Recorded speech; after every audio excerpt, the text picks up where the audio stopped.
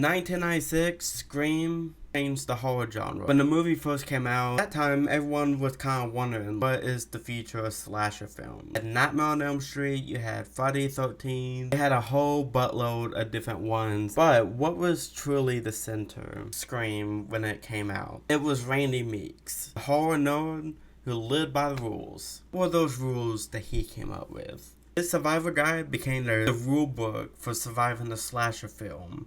Here's the thing, it is 2025 now. Horror has changed, audiences are smarter, killers are more twisted, and the final girl, she might be live streaming her death or someone else's death. Today we are revisiting Randy's rules. All three rules, we are going to break them down one by one and compare them to modern day slasher films to see if they hold up. Do they hold up now in 2025? Stuff like Terrifier coming out. Oh, as I said, do they hold up now?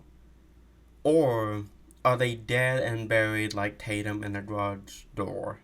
Number one, you can never have sex. Purity meant survival. If you were the sweet one, congratulations, probably made it to the credits. Today, yeah, the trope is kind of dead. X follows a crew being hunted. Follows turns this into the vehicle for terror.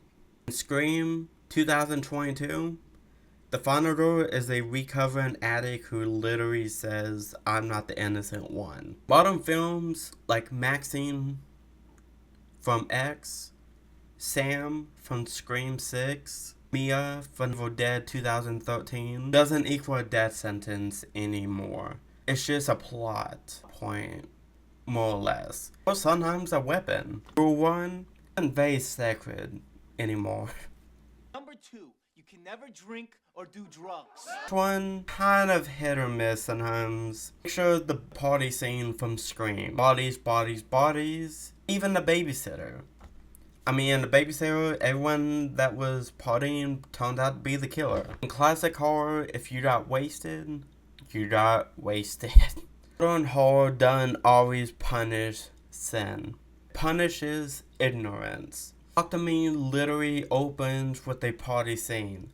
Bodies, bodies, bodies is an entire Gen Z drug-filled meltdown. And don't even get me started on Fear Street. And these rules pretty much bending as hard as it can in these kind of situations. Still kind of true, but it's more about context now. Not the alcohol, it is the attitude. You get ignorant, you get off. If you are smart about it, you might survive till the end credits, and you might see the sequel. Number three, never, ever, ever, under any circumstances say, "I'll be right back," because you won't be back. Randy about it, and Randy says, you break the rules, you end up dead. I would say you're in the kitchen with a knife.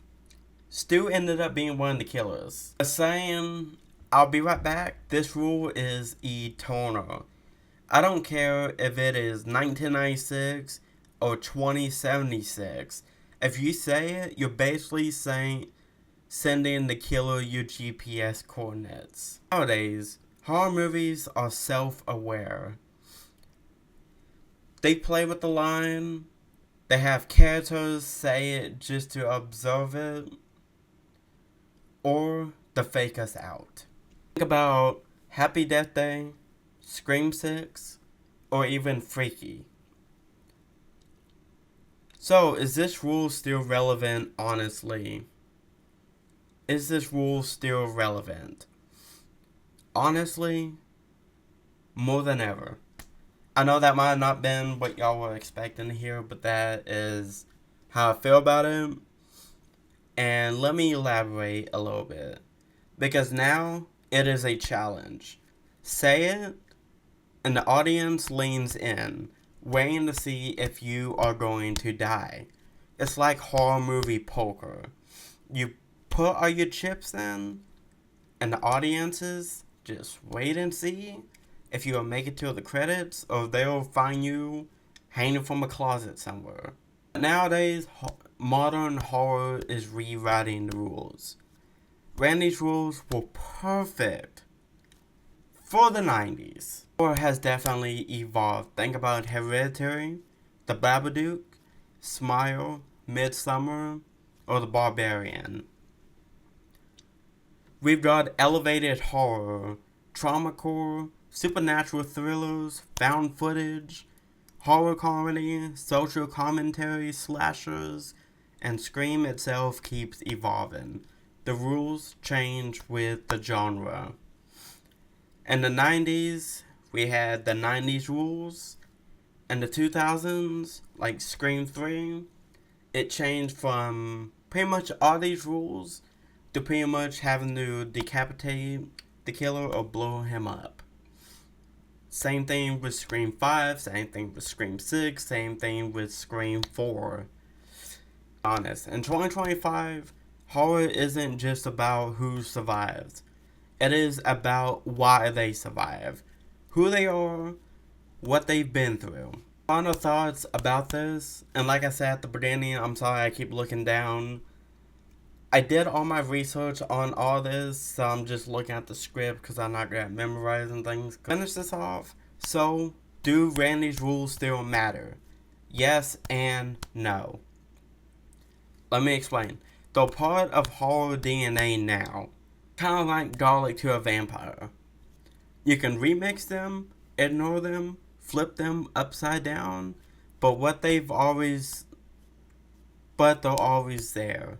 Haunting the genre, just reign in the shadows, just for someone to mess up, have the wrong attitude about stuff, and then you find them hanging in a closet.